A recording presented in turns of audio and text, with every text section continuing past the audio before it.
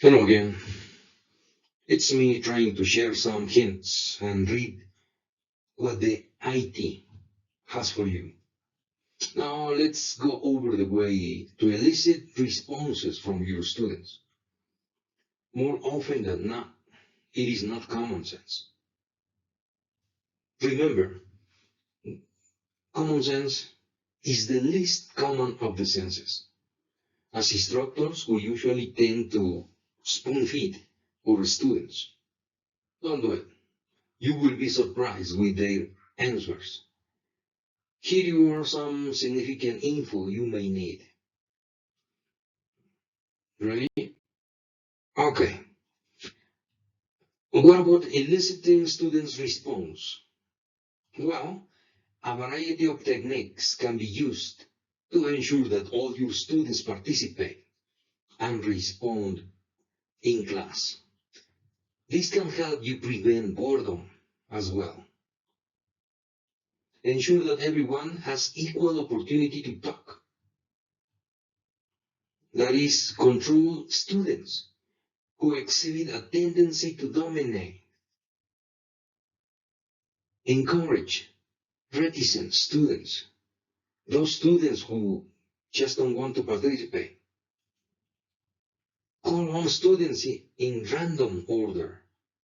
Ask the questions before naming the respondent so that everyone is always required to pay attention. You know why? Because usually when you have someone in mind and you ask a question, so the other guys, they just sit back and relax. So don't do that. Ask for volunteers to answer questions. But get what? That has to be judicious. Why? Because when you ask for volunteers, nobody wants. Nobody volunteers. Okay? So you have to be very careful when you ask for volunteers. So if you ask for volunteers, you might need to then point or name someone. So allow students to call on one another. Usually there are some competition in class, and so ask someone to call someone else. Use eye contact or gesture to indicate who should answer rather than naming the person. Usually with your eyes or with someone else's eyes can name someone else to answer. That would be also interesting. Allow students plenty of time to respond to a question they have been asked. Maybe 30 seconds, no more. Allow them to prepare their answer. But 30 seconds it's just fine. Okay? Okay.